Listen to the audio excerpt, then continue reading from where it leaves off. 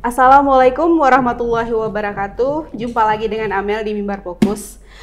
Oke, untuk kali ini di Mimbar Fokus kali ini kita kembali jumpa dengan pimpinan redaksi Koran Mimbar Umum, Bang Jalaluddin. Apa kabar, Bang? Alhamdulillah wa syukurillah, ya sehat-sehat. Udah sehat ya, Bang? Udah sehat. Mudah-mudahan sehat selalu, Bang. Oke, Bang. Kita untuk minggu ini tampilan Koran Mimbar Umum di edisi Jumat kemarin ini ya, tampilannya keren, Bang. Tampilannya Bang Luhut ini yang jadi koper kita ya, Bang ya, untuk hari Jumat lalu. Masih tetap membahas soal Migor kita, Bang.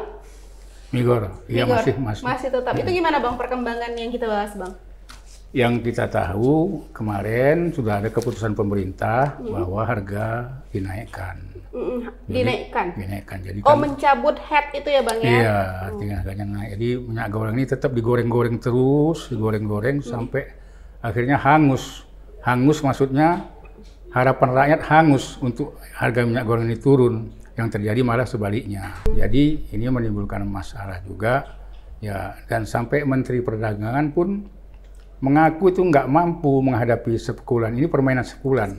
Begitu ya, harga dinaikkan, banyak melimpah. Nah, ini kan luar biasa. Artinya memang ada permainan spekulan selama ini. Memang disimpan gitu ya, iya, Bang, memang disimpan. Jadi makanya waktu itu Menteri Dalam Negeri Pak Tito yang bekas polisi, yang bekas Kapolri, minta kepada Satgas Pangan bertindak tegas terhadap spekulan, tapi ternyata belum berhasil juga. Berarti itu kayak di tingkat atas itu ya, Bang ya? Iya, seolah-olah pemerintah kalah dengan mafia, ya kan? Padahal pemerintah selalu mengatakan negara tidak boleh kalah dengan penjahat, ya kan?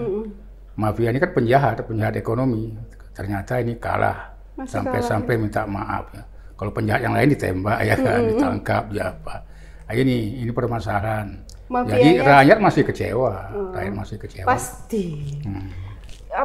Terus, Bang, soal pernyataan kan ada mantan presiden kita nyatakan kenapa sih harus menggoreng setiap hari gitu? Ya direbus katanya gitu ya kemarin ya. Itu gimana itu, Bang? Kita ada muat atau enggak itu soal pernyataan dari Ibu Megawati yang menggemparkan itu, Bang? Iya, mungkin Ibu Megawati, ibu negara kita ini melihat hanya satu sisi, mungkin dari sisi kesehatan, ya kan? Atau mungkin dalam usia yang sudah tua memang tak cocok lagi kita makan goreng-gorengan itu, bagusnya rebus-rebusan. Memang lebih bagus direbus ya, Bang? Ya, tapi kita harus melihat secara global, ya kan? Kita harus lihat secara luas. Rakyat Indonesia ini kan berbagai ragam mata pencahariannya. Nah, kalau kita nggak goreng, nggak ada minyak goreng, bagaimana tukang pisang goreng, tukang keripik, tukang kerupuk, kuliner ya, UMKM ini bahan bakunya minyak goreng. Nah, karena ini langka, waktu itu langka, tidak ada, sulit, ini bermasalah kepada usaha-usaha rakyat-rakyat kecil ini.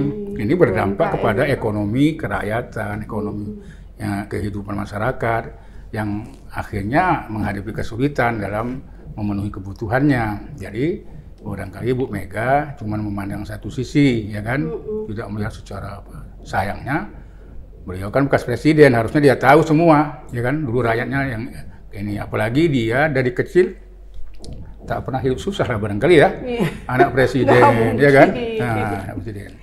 Jadi wajar kalau narasi dia dikritisi juga oleh banyak orang, ya kan, wajar. Sampai sekarang masih viral itu, viral terus dia itu soal direbus itu ya, Bang ya. Direbus pula kalau orang tua ya lah, macam kita ini, ya kan. Kerupuk gimana cara rebusnya? Cuma rebus kerupuk, ya ubi bisa direbus. Tapi yang suka digoreng, ya kan. Yang muda suka yang digoreng, tua suka direbus.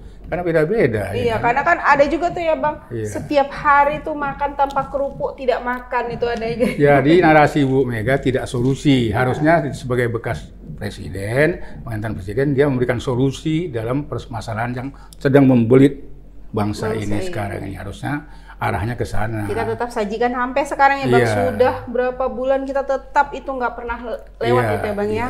Oke, kemudian Bang, selain daripada minyak goreng, kita bahas apa lagi nih paling banyak ini Bang? Soal penundaan pemilu lah. penundaan pemilu itu gimana tuh Bang? Ini yang terus-menerus terpolarisasi di tengah masyarakat, ya kan? Karena ada sama-sama anak buahnya Presiden Jokowi berbeda pandangannya. Pak Luhut bilang, Pak Mahfud bilang, Presiden udah oke itu ditunda pemilu. Nggak mau Presiden dilanjutkan, ya. Dan Presiden Jokowi kan pernah menyatakan bahwa dia tidak akan setuju dengan penundaan pemilu karena implikasi dari penundaan pemilu akan diperpanjang jabatannya. Perpanjang jabatannya melanggar konstitusi. Menabrak-nabrak konstitusi.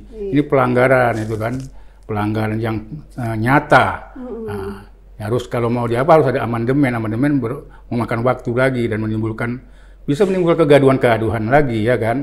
Lalu menteri yang lain, Pak Luhut Binsar mengatakan, wah ada 110 netizen yang sudah setuju kalau pemilu ditunda. Ini kontradiksi. Dan kayaknya apa yang disampaikannya tidak berbasis data, walaupun diakui, diklaimnya ada database, ya kan, ada big data. Tapi ini kan ditentang terus oleh banyak pihak, termasuk para survei lembaga-lembaga survei minta ditunjukkan mana itu datanya. Kalau Ketua DPD RI Pak Lanaya mau berdebat karena dia punya data juga bahwa tidak seperti itu, hanya sedikit sekali yang menyatakan setuju. Jadi ini jadi polemik terus, ya kan. Jadi walaupun berada di pihak yang sama, tapi ada yang menentang dan ada yang mengikuti, ya Bang, ya. Iya, jadi memang kita jadi curiga ada apa sebetulnya di belakang sana, ya. Ada desain besar, untuk siapa itu diperpanjang jabatan presiden, untuk apa ditunda. Jadi pertanyaannya seperti itu. Ya. Ini harus segera diselesaikan nih kayaknya, Bang, ya, karena tahun 2024 sebentar lagi. Bang, ya. Mungkin udah ada yang merasa nyaman selama yang duduk di kursinya. Kalau ada perubahan 2024 mungkin goyang, mungkin bermasalah atau macam-macam. Jadi berusaha untuk mempertahankan, menyelamatkan diri masing-masing ini kayaknya. Jadi ini ada ego-ego di sini, ya kan. Oke, kita tetap bahas. Terus Bang, ini terkait konflik luar negeri itu gimana Bang? Luar negeri Ukraina maksudnya Rusia. Perang Rusia dan Ukraina. Iya. Kita kayaknya nih kalau aku lihat tetap ada ya Bang, sudah dari awal perang kita tetap menyajikan ini Bang. Iya, ini Indonesia kan garis politik luar negerinya bebas dan aktif, ya kan. Bebas aktif itu artinya bukan netral, ya kan. Menurut Soekarno, presiden kita pertama, didefinisikan bahwa bebas aktif itu bukan netral. Bebas dan aktif itu tapi bebas menentukan sikap terhadap sesuatu yang terjadi, terhadap sengketa yang terjadi. Sekarang ada sengketa antara Rusia dengan Ukraina, ya kan. Nah, kita mau bagaimana menyikapi masalah ini. Nah, kalau Indonesia negara kita fokusnya di dalam sengketa jangan terjadi peperangan yang bisa terjadi pembunuhan terhadap rakyat yang tak berdosa. Itu fokus Indonesia yang selalu disarankan itu kepada. Jadi dengan sikap itu sekarang Indonesia ya dikritisi juga oleh Rusia, ya kan, dikritisi. Jadi tapi tetap saja Indonesia berpaham seperti itu, berpolitik bebas aktif itu, ya, tidak memihak, tapi bukan netral. Ada sikap agar jangan terjadi kehancuran di dalam suatu negeri, ya kan. Pada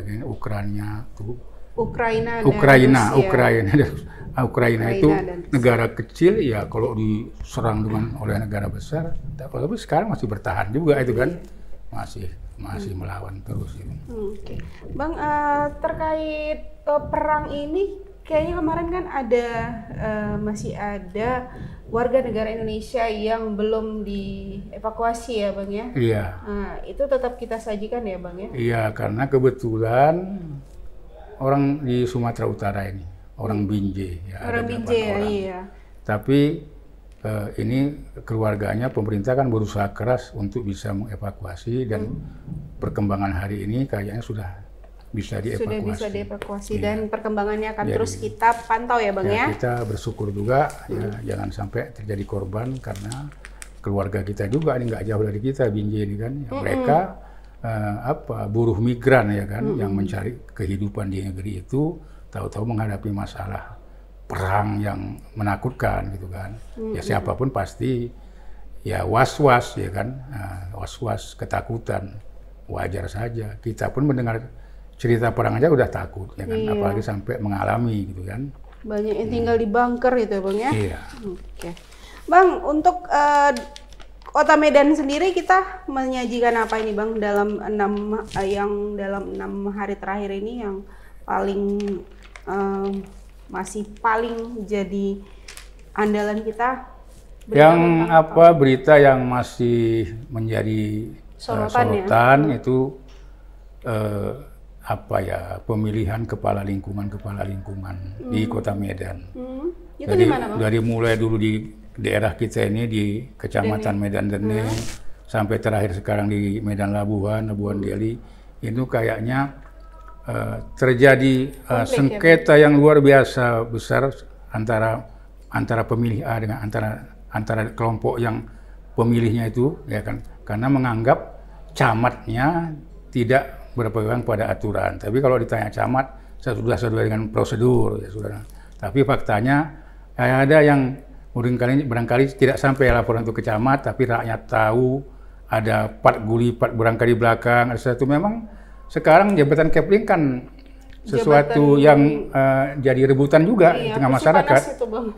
Jadi rebutan karena di situ ada honor yang lumayan, ya kan, ada yang lumayan sehingga diperebutkan. Tapi masyarakat kan kepingin Keplingnya itu orang yang dekat dengan rakyatnya, bisa menerima aspirasi rakyatnya. Kalau ada Kepling yang cuman dia senang sendiri, dia hanya menikmati jabatannya saja, tidak peduli dengan rakyatnya, pasti tidak disukai oleh rakyat. Tentu yang dicari di mana-mana seperti itu. Ya, itulah terjadinya konflik terus itu, ya kan? Iya. Karena dibanding sama yang lalu sebenarnya untuk wali kota Medan sendiri itu kan Bang sudah ada membuat aturan sendiri soal itu ya Bang? Ada peraturannya. Tapi itulah biasanya gitu, ada peraturan. Biasa ada yang melanggar ya, ada coba yang mengutak-ngatik. Di sinilah persoalan selalu muncul, ya kan? Ada yang mempertahankan peraturan, ada yang tidak setuju kalau peraturan itu dikutak-katik, sehingga untuk mencapai tujuan ya ditabrak-tabrak gitu kan? Gitu. Karena ada isu-isu negatif juga ini dalam pemilihan Kepling ini, katanya nggak gratis-gratis gitulah. Iya. Isu yang berkembang di masyarakat. Masih tetap ya Bang ya, itu yang harus dihadapi oleh wali kota yang baru. Ini wali kota harus mengendus itu, bisa melihat itu.